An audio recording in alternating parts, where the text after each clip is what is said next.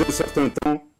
le gouvernement de la République du Mali Kafara aka mara kutigi so ɲɛmɔgɔya kan Colonel Abdoulaye Maïga ne a si be san 40 ɲɔgɔnna la tun ye fanga ka kuma latɛmɛla fɛnɛ ye sani a ka sugandili cɛ ka mara kutigi so kutigiya kɛ san 2021 na Colonel Abdoulaye Maïga tun tɛ mɔgɔ lakodɔnnenba ye a yera kosɛbɛ waati laban ninnu la Mali furuba jabaraninw kan ka Mali gouvernement ka laseli kɛrɛnkɛrɛnnenbaw de kɛ misali la kangarida gɛlɛn minnu ne Mali jamana ye a kɛ ka ɲɛsin Faransi jamana ma Colonel Maïga jatelen tun tɛ kosɛbɛ colonelw fɛ minnu ye fanga dafiri kɛ san 2000 ani mugan waati la nga a ka masurunyali Mali cɛ gɛlɛn fanga tigi kɛrɛfɛ dalen bɛ kɛnɛ kan sabila a kɛra cɛ ye min ye a jɔyɔrɔ gɛlɛn fa Mali ni Faransi ni a dɛmɛbagaw cɛla mankan la min sen fɛ Faransi jamana labilala Mali fɛ ko u k'u ka minɛnw cɛ ka bɔ Mali jamana kɔnɔna na mai kalo san 2021 waati fanga dafiri filanan kɔfɛ Colonel Maïga ka sugandili ka premier ministeriya baara nɔrɔbilaw baaraw kɛ fɔlɔ be Mali fangaso kunba fila nunu ɲɛmɔgɔw kɛ sɔrɔdasi jaratigiw ye k'a sɔrɔ duniya marakɛla baw tun ye jagoya bila Colonel fanga dafirikɛla ninnu kan kabini san 2020 waati la ko u ka jamana fanga kun fɔlɔ fila ninnu to civiliw bolo o de hukumu kɔnɔna na Choguel Kokala Maïga n'ale ye Mali politiki gɔnkɔrɔba ye sugandira u fɛ k'a kɛ Mali premier ministre ye san 2021 fanga dafiriku filanan kɔfɛ colonel ninnu fɛ Choguel Kokala Maïga ladara lapitaniso la nin ye a tile 8 ye ko k'a sabu kɛ dusukunlabana ye kɛnɛya baarakɛla ɲɛmɔgɔ dɔ ka fɔ la nka ka ta o don ma ka ta o waati ma fo kana se sisan ma kunnafoni kelen fosi wɛrɛ ma di fanga mɔgɔw fɛ a ka tabolo kan 25 février 2022